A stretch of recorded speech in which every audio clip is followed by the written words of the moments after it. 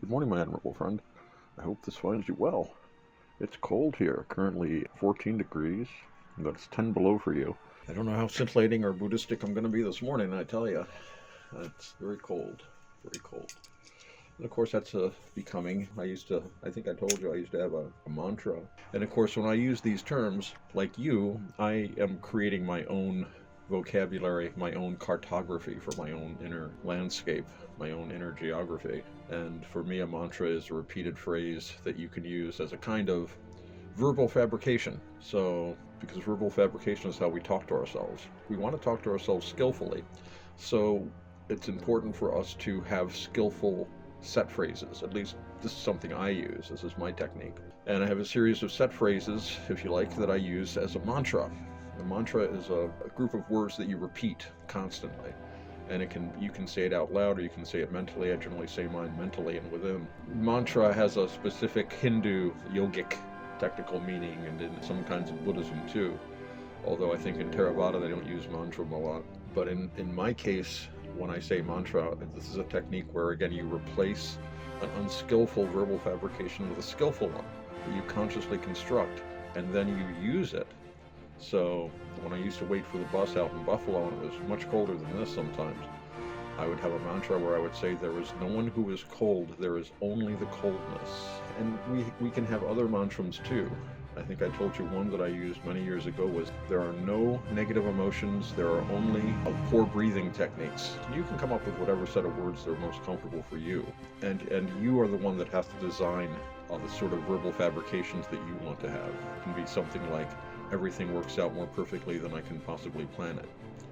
Or you can tell yourself, as I do sometimes, you are in a profound hypnotic trance, which causes you to regard your becomings as more real than this, which is actually happening. That's a very long mantra, and it's kind of complicated, but it's one that I find useful. But you can come up with your own so that you have a set of words to concentrate on while you're doing something, or when you first wake up and you're very groggy. You don't have to think about it. You can go to these set phrases, go through them a few times, and that'll help your verbal fabrications get on track with your mental fabrications, and of course your physical fabrications, your bodily fabrications, your breath. It's tough too when it's cold, because you don't want to take a deep breath because it's so bloody cold. All of these interesting physical factors, you really feel them when you're exposed to the elements the way I am.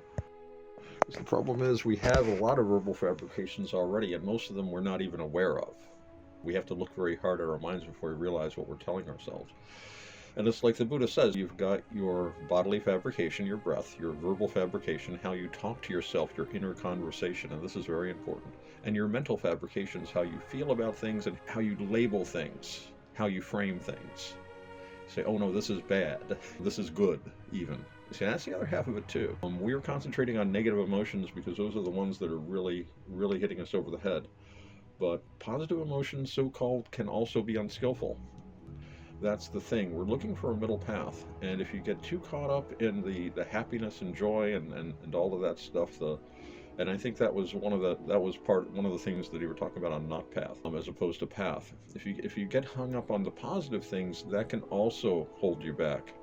And especially in my case, as I've said, a lot of the times with my becomings and all my fabrications, it's easy to slip into something wonderful and happy, something cheerful. I'm going to do this, and this will happen, and this is so good, and I'm doing this. And that's all fine up to a point, but the way I find it happens, and I've talked about this before, is you get all these positive things going on, and then you just slip off into that becoming. Well, this is a good becoming.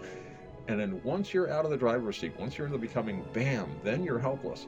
And then all the other things. So I'll have something like, I don't know, oh, wouldn't it be nice to just have like a little hermitage somewhere off in the mountain? Wouldn't that be great?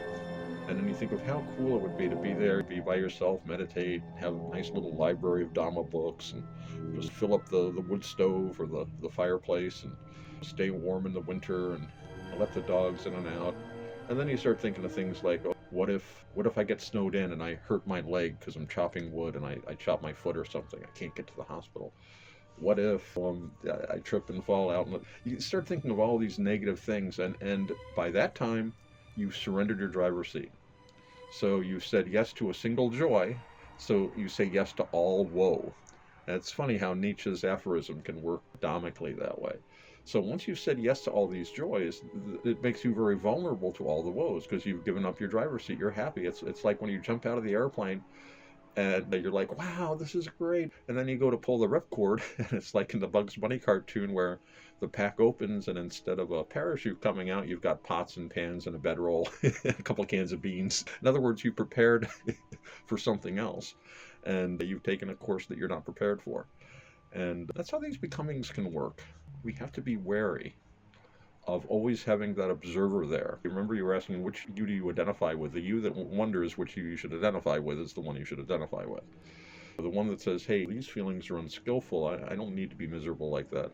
You also want them to say, this happiness is great, but it is also unskillful if I lose myself in it. There's nothing wrong with enjoying good emotions, but you can't let them take over any more than you can let the negative emotions take over.